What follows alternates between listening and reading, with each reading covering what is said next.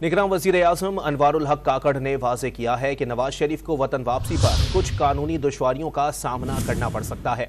एक इंटरव्यू में वज़ीर-ए-आज़म ने इंतखाबात वक्त पर होने का इम्कान ज़ाहिर किया। ये भी वाज़ेह किया कि चेयरमैन PTI को कानूनी तौर पर इलेक्शन लड़ने की इजाज़त होगी, वो इसमें ज़रूर हिस्सा लेंगे। फैसला अदालती फैसला हुआ जिसके तहत वो बाहर गए हैं और वापस लौट के नहीं आए।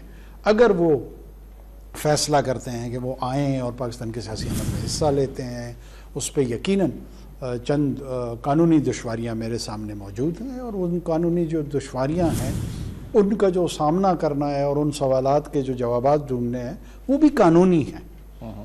मेरा अपना ये ख्याल है कि इलेक्शन कमीशन ऑफ पाकिस्तान अपनी एक्सरसाइज काफ़ी हद तक पूरा कर चुका है, जिसमें टी लिमिटेशन वगैरह हैं और उससे जुड़े हुए जितने उनके मामलात हैं, जो फाइनेंशियल असिस्टेंस उनको दरकार है इस पूरी एक्सरसाइज को करने में, वो भी उन्होंने उस पर डेलिब्रेशन उनकी फ़ाइनल है, वो भी फाइनेंस के साथ कम्युनिकेशन उनकी चल रही है।